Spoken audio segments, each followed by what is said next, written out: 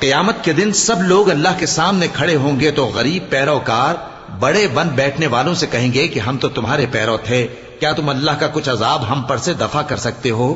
وہ کہیں گے کہ اگر اللہ ہم کو ہدایت کرتا تو ہم تم کو ہدایت کرتے۔ اب ہم گھبراہٹ ظاہر کریں یا صبر کریں ہمارے حق میں برابر ہے، کوئی جگہ رہائی کی ہمارے لیے نہیں ہے۔